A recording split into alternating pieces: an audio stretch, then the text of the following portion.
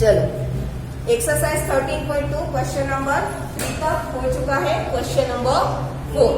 Question number 4 is the diameter of a roller is 84 centimetre and its length is 120 centimetre. आपने देखा होगा कहीं पे नए नए अगर रोड बन रहे हैं तो उसे एकदम बिठाने के लिए, एकदम प्रेस करने के लिए वो हेवी रोलर उसके ऊपर चलाते हैं, दैट रोलर। उसी रोलर का के बारे में हमें यहाँ पे बोला। तो आपने देखा होगा कि जब वो रोलर रोड पर घूमता है, ठीक है, तब सिलेंडर को हमेशा खड़ा देखते हैं। वो रोलर कैसा होता है, ऐसे होता है। अब आपने देखा होगा कि जब ये रोलर रोड पर ऐसे घूमता है तब उसके आजू बाजू के सर्कल का रोड के साथ कुछ लेना देना नहीं होता। वो रोड के साथ टच होते हैं, नहीं होते। दैट मीन्स कि सिलेंडर का सिर्फ कर्व्ड सरफेस एरिया ही रोड के साथ टच होता है। आजू बाजू के सर्कल का वहां पे कुछ कैलकुलेशन नहीं आएगा। क्लियर? ठीक है।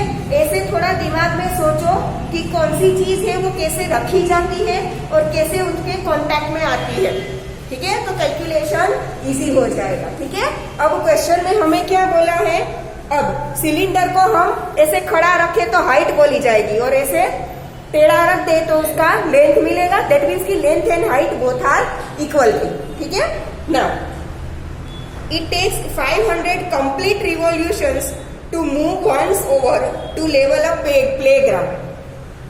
जैसे रोड को एकदम लेवल किया जाता है वैसे ही कोई प्लेग्राउंड को लेवल करने के लिए वो रोलर उसमें घुमाते हैं तो कितने रिवॉल्यूशंस करता है, 850 रिवॉल्यूशन। ठीक है। अब 1 रिवॉल्यूशन मतलब कि आप उस सिलेंडर पे जो ऐसे रोलर होता है, रोलर के ऊपर आप एक स्ट्रेट लाइन ड्रॉ कर दो।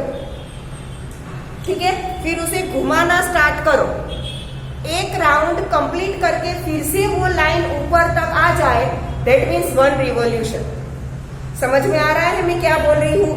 मानो कि यही रोलर है, ठीक है। यहाँ पे मैंने एक लाइन ड्रॉ कर दी ऊपर की तरफ, फिर इसका एक रिवॉल्यूशन कंप्लीट करके फिर वो लाइन अगेन ऊपर आ गई, दैट मीन्स 1 रिवॉल्यूशन। वैसे ये कितने रिवॉल्यूशन करता है, 850 रिवॉल्यूशन। मतलब कि इस सिलेंडर का कर्व्ड सरफेस एरिया में फाइंड करो। ठीक है।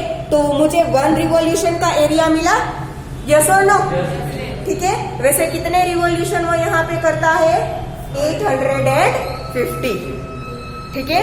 दैट मीन्स कि पूरे प्लेग्राउंड का अगर हमें एरिया फाइंड करना हो तो ये सिलेंडर का एक रिवॉल्यूशन का एरिया फाइंड करके उसे 850 से मल्टीप्लाई कर दूं तो पूरे प्लेग्राउंड का एरिया मिल जाएगा, यस और नो? ठीक है। चलो, तो वो 850 रिवॉल्यूशन नहीं 500 रिवॉल्यूशन का था। तो जहाँ पे 850 था वहां से हम 500 से मल्टीप्लाई करेंगे, बाकी कैलकुलेशन तो सेम ही रहेगा। ठीक है। चलो,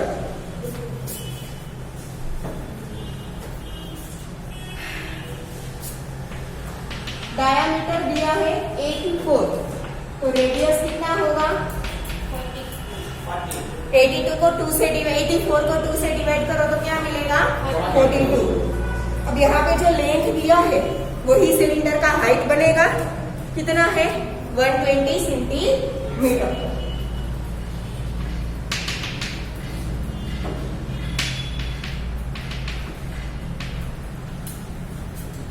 ठीक है। क्या फाइंड करना पड़ेगा, कर्व्ड सरफेस एरिया। ठीक है, क्योंकि आगे बाजू के 2 सर्कल्स काउंट नहीं होंगे। अगर काउंट होते तो क्या आता, टोटल सरफेस एरिया। ठीक है। दोनों सर्कल नहीं आते तो क्या आएगा, कर्व्ड सरफेस एरिया।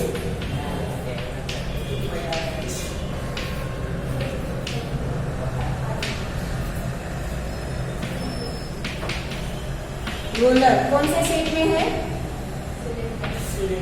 सिलेंडर। ठीक है। Is equal to 2 pi R H. Pi की वैल्यू क्वेश्चन में दी है नहीं, तो क्या लेंगे, 22/7। आर कितना है, 42, एच है 120, 7 6 42। ठीक है।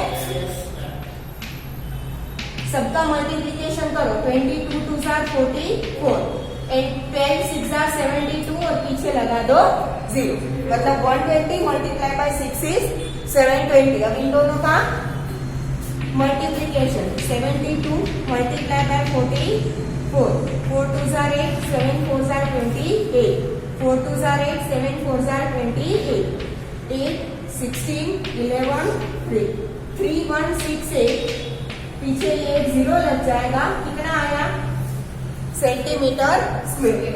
ये एक रिवॉल्यूशन का हुआ, क्योंकि हमने सिर्फ एक ही बार काउंट किया ना, तो ओनली ये किसका एरिया मिला हमें 1 रिवॉल्यूशन का। वैसे कितने रिवॉल्यूशन है 500, ठीक है। तो अगर हमें प्लेग्राउंड का एरिया फाइंड करना है तो हमें इसे किससे मल्टीप्लाई करना पड़ेगा 500 से, ठीक है। तो area of playground is equal to 500 multiply by curved surface area of roller।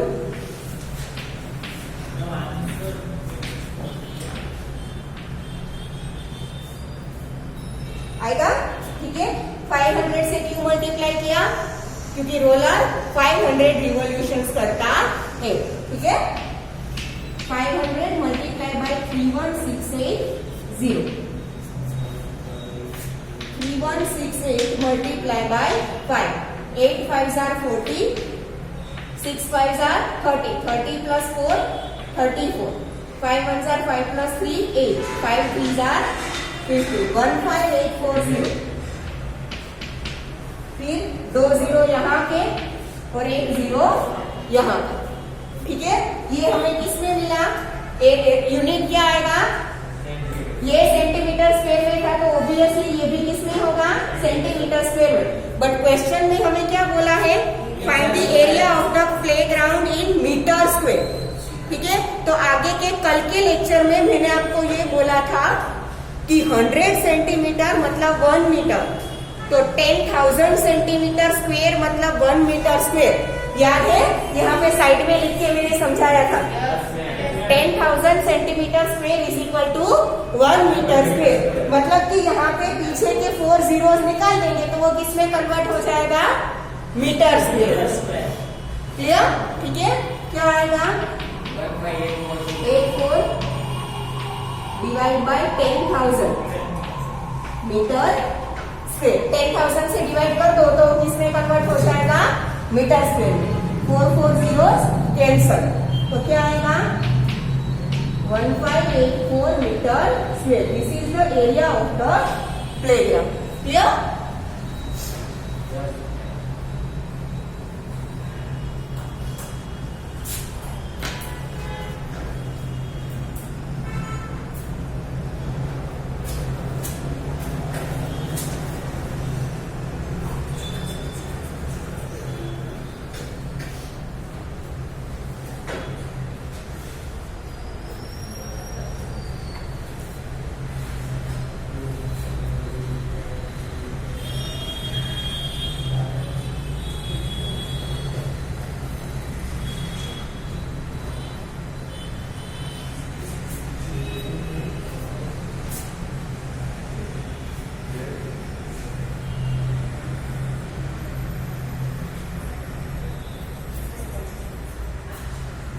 चलो क्वेश्चन नंबर 5 क्या है, a cylindrical pillar is 50 centimetre in diameter and 3.5 metre in height.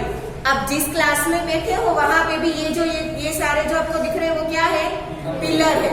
But ये पिलर कैसे शेप में है, क्यूबॉइड शेप में है। इसकी जगह पे ये गोल होता तो वो सिलिंड्रिकल पिलर हो जाता, ठीक है। अब आप यहाँ पे पिलर देख रहे हो, उसमें आपको दिख रहा है सिर्फ आजू बाजू का ही आएगा। टॉप है वो छत के साथ कनेक्टेड है और बॉटम है वो फ्लोर के साथ कनेक्टेड है, मतलब कि टॉप एंड बॉटम काउंट नहीं होता है। वैसे ही अगर ये गोल होता तो सिलिंड्रिकल बनता, तो सेम जैसे इसमें टॉप और बॉटम काउंट नहीं होता वैसे ही उसमें भी टॉप और बॉटम काउंट नहीं होगा। आया समझ में? तो जब भी ऐसे कभी पिलर वर्ड आए तो उसका हम क्या लेंगे, curved surface area, not total surface area, ठीक है। क्योंकि टॉप है वो सीलिंग के साथ कनेक्टेड होता है और बॉटम है वो फ्लोर के साथ कनेक्टेड होता है, इसीलिए। क्लियर? ठीक है, चलो। Cylindrical pillar is 50 centimetre in diameter and 3.5 metre in height. Find the cost of painting the curved surface area of the pillar. है, यहाँ पे ही बोला है, देखो पिलर को आप कलर करो तो टॉप और बॉटम को कलर करते हो, पेंट करते हो? नहीं ना, क्योंकि वो ओपन ही नहीं होता, तो उसे आप पेंट कैसे कर पाओगे? ठीक है, तो ओनली कर्व्ड सरफेस एरिया है वो पेंट होगा। ठीक है, उसका हमें कॉस्ट फाइंड करना है। 1 मीटर स्क्वायर के लिए 1 मीटर स्क्वायर के लिए हमें कॉस्ट दिया है। ठीक है, तो टोटल जितना एरिया होगा उसका कॉस्ट, तो पहले तो हमें कर्व्ड सरफेस एरिया फाइंड करना पड़ेगा। यस और नो? ठीक है, देखो यहाँ पे समझ में ना आए कि एरिया फाइंड करना है या तो वॉल्यूम फाइंड करना है, तो आप यूनिट देख लो। यहाँ पे कॉस्ट में यूनिट क्या दिया है? ₹12.50 पर मीटर स्क्वेयर। जब भी स्क्वेयर आए तब एरिया फाइंड करना है। ठीक है, क्योंकि अगर वॉल्यूम होता तो क्या होता? Metre cube. ठीक है, और एक चीज याद रखो, जब भी पेंट करना हो या तो कोई सरफेस को टच करने वाली कोई, जैसे अभी अभी हमने देखा एक रोलर है वो ग्राउंड पर घूमता है, रिवॉल्यूशन करता है, दैट मीन्स कि वो दोनों कांटेक्ट में आते हैं। जब ऐसी कोई चीज हो ना तब ऑलवेज एरिया ही होगा। ठीक है, और अंदर कोई चीज भरनी हो, ठीक है, या तो वो चीज बनाने के लिए पूरा अंदर कितना मटेरियल आएगा, उसमें क्या आएगा? वॉल्यूम आएगा। ठीक है, तो यहाँ पे हम क्या फाइंड करेंगे? एरिया।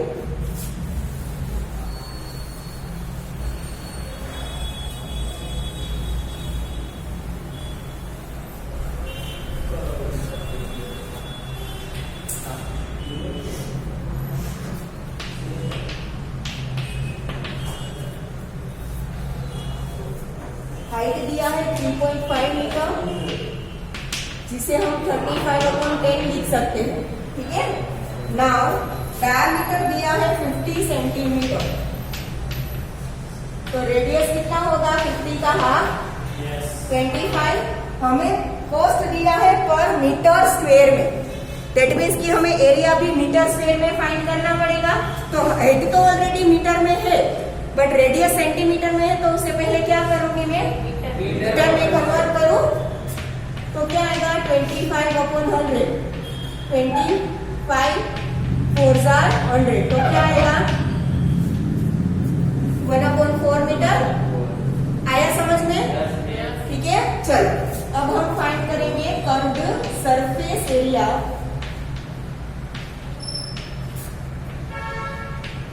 ओ पिलर। पिलर कैसे शेप का है? सिलिंड्रिकल। कर्व्ड सरफेस एरिया क्या होता है? 2πRH।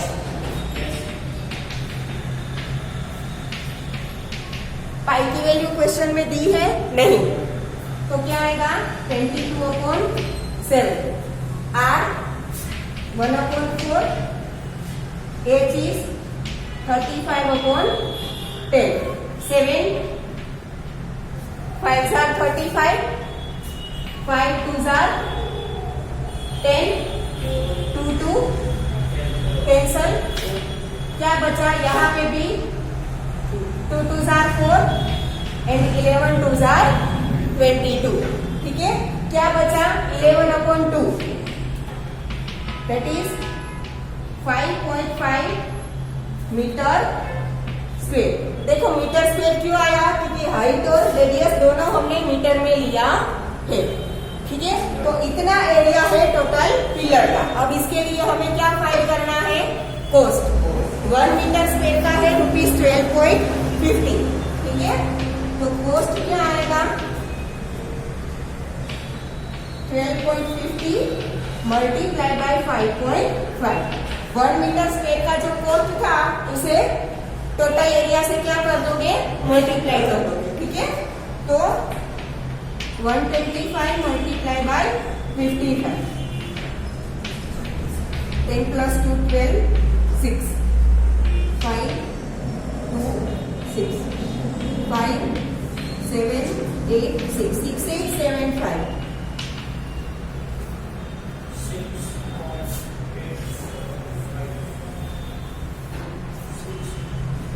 देखो 25 लिया था, मतलब ये 0 नहीं लिया था, तो वो 0 पहले लगा दो। ठीक है, फिर यहाँ पे 1 डिजिट के बाद पॉइंट, यहाँ पे 2 डिजिट के बाद पॉइंट, मतलब टोटल कितने डिजिट्स हुए? 3 डिजिट्स। 3 डिजिट्स के बाद पॉइंट, मतलब 68.750 आएगा। ठीक है, रुपीज।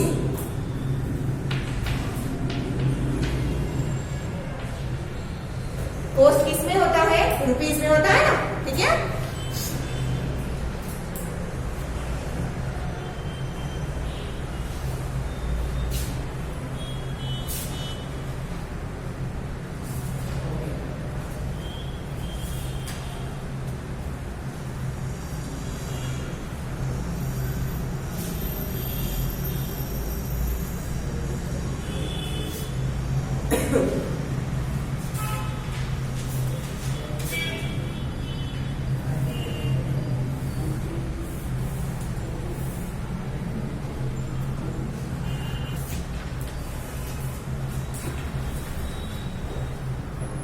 चलो, तो ये एक्सरसाइज 13.2 के भी 5 क्वेश्चन हो गए।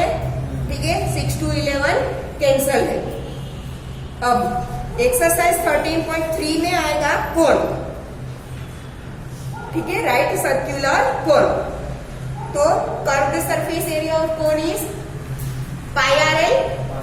ठीक है, and total surface area of cone is pi are into bracket L plus R. ठीक है,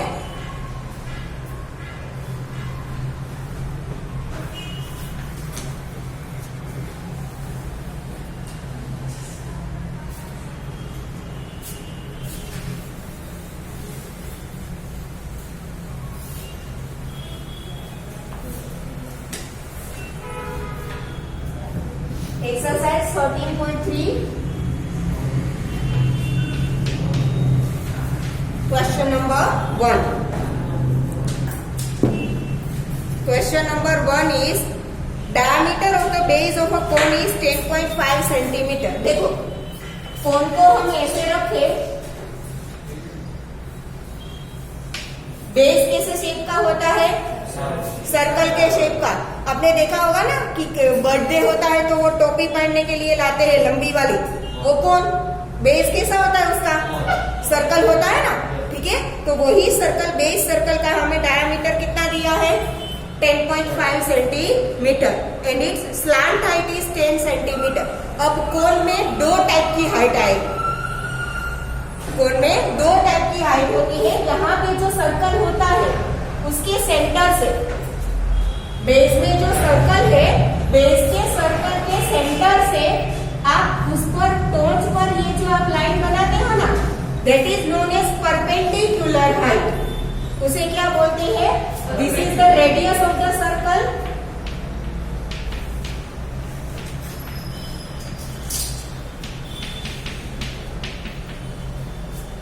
रेडियस ऑफ बेस सर्कल। ये जो होता है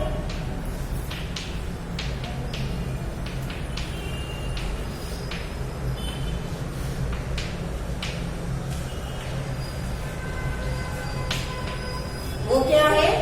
परपेंडिकुलर हाइट। और ये जो हाइट होती है दैट इज स्लैंट हाइट।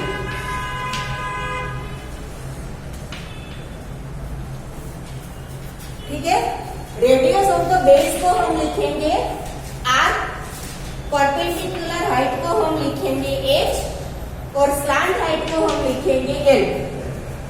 ठीक है, तो कर्व्ड सरफेस एरिया का फॉर्मूला पाई आर एल। तो ये एल क्या है? Slant height. आर क्या है? Radius of base circle. ठीक है, total surface area of cone is pi are into bracket L plus r. That means कि हम कर्व्ड सरफेस एरिया ले या तो टोटल सरफेस एरिया ले, दोनों में हमें 2 चीज की जरूरत पड़ेगी। एक तो रेडियस ऑफ बेस सर्कल, दूसरा स्लैंट हाइट। परपेंडिकुलर हाइट की हमें एरिया में जरूरत नहीं पड़ेगी। क्लियर? ठीक है, क्वेश्चन में वर्ड परपेंडिकुलर हाइट की जगह पे ओनली हाइट ही लिखा होगा। ठीक है, जब भी कोन का क्वेश्चन हो और उसमें सिर्फ हाइट वर्ड यूज किया हो, दैट मीन्स कि वो परपेंडिकुलर हाइट ही होगी। ठीक है, अगर स्लैंट हाइट दी है तो उसमें पूरा लिखा होगा स्लैंट हाइट। क्लियर?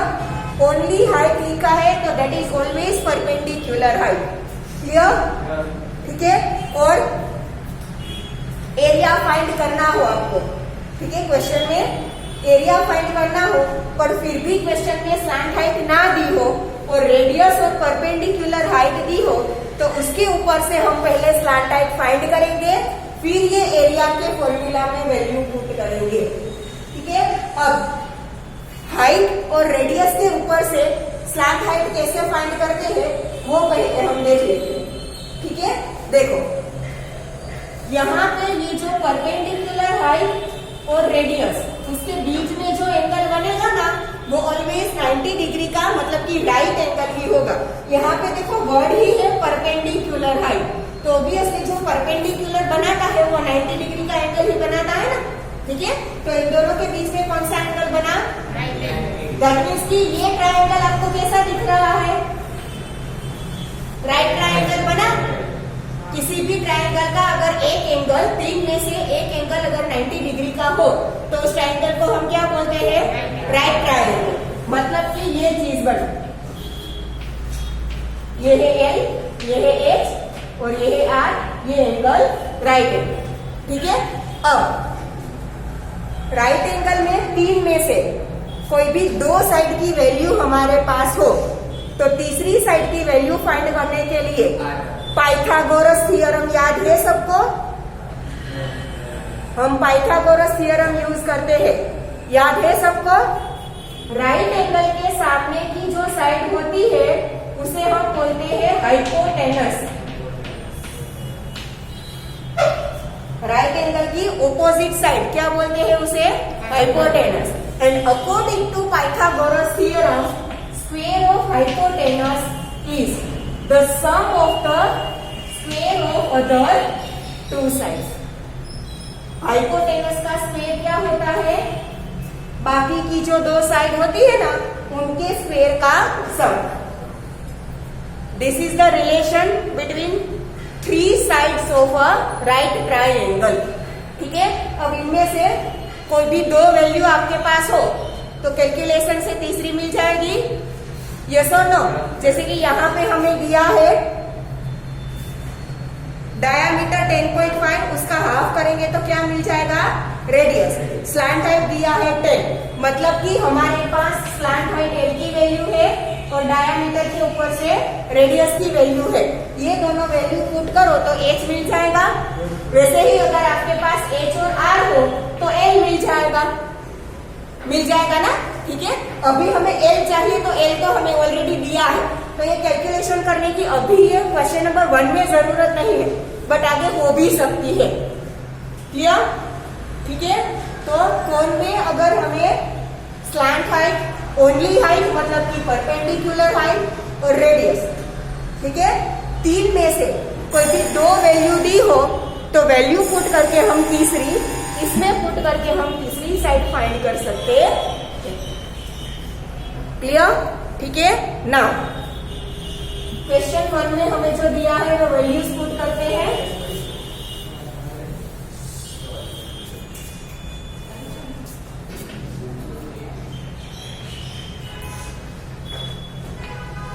ये सेंटर है, हमें डायामीटर कितना दिया है? 10.5 और स्लैंट हाइट कितनी दी है? 10 सेंटीमीटर।